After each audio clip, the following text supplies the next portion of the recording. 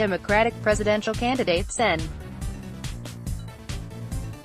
Bernie Sanders on Tuesday staunchly defended a new plan to cancel $81 billion in medical debt owed by Americans, acknowledging this is a lot of money, but saying it's the right thing to do, but asked what he'd say to Republican critics who see a slippery slope in the candidate's expanding debt forgiveness programs. The independent senator from Vermont seemed to at least draw a line. Under a Sanders administration, he said, Americans would still be responsible for paying off their Visas and their MasterCards. "I don't believe we wipe out credit card debt," Sanders said.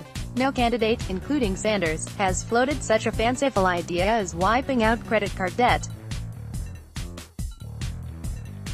But Sanders' comments rejecting such a scenario are noteworthy, considering his sweeping campaign platforms have stirred a broader debate over where to draw the line between personal and collective responsibility when it comes to finances.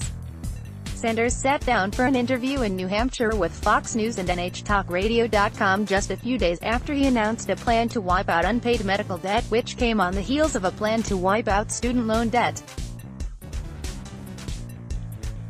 Sanders calls for eliminating all unpaid medical debt. The progressive senator and champion of a government-run, Medicare for All, healthcare system, who's making his second straight bid for the White House, didn't offer many details on his latest plan or how we would pay for it, but teased that we will have it out in a couple of weeks, and an animated Sanders stressed that 500,000 people go bankrupt every year because of medical bills they cannot pay.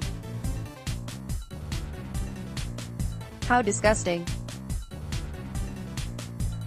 How outrageous is it? I happen to believe that it is an outrage. The latest from Fox News on the 2020 presidential campaign trail pointing to the plan's price tag. Sanders acknowledged that $81 billion, that's a lot of money.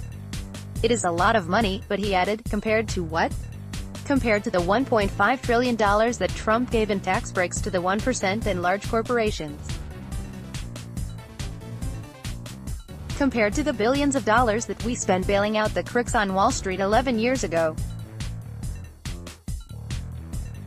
It is a lot of money, but I think it's the right thing to do. As for where he draws the line, Sanders said, there's a difference between wiping out medical debt and credit card debt. I don't believe we wipe out credit card debt. You want to buy something, you pay for it, he noted. If you want to go out and buy a fancy house, you want to go out and buy a yacht, and you go in debt, hey, that's your decision, but I do believe we have to make a distinction, he said. Getting cancer is not your decision. And I think we have a moral obligation to do everything we can to cancel that debt. Sanders has said that, under his plan, the federal government would negotiate to pay off past due medical bills reported by credit agencies. And he's added he would also propose repealing parts of the 2005 bankruptcy reform bill. Sanders and Warren keep the peace during dueling events in must-win New Hampshire. In Tuesday's interview, Sanders once again refused to criticize Sen.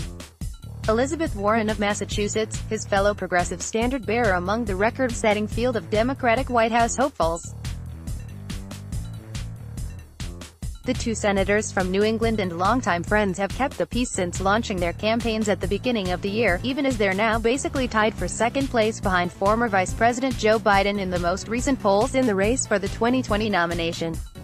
Asked how he'll contrast himself with Warren, Sanders quickly answered, I'm not going to talk about Warren, and he added that Warren is more than capable of talking about her own campaign. Asked a similar question Monday during a campaign stop in New Hampshire, Warren once again explained that, Bernie and I have been friends for many, many years, long before I ever got into politics, and I don't see any reason that should change. Let's block ads.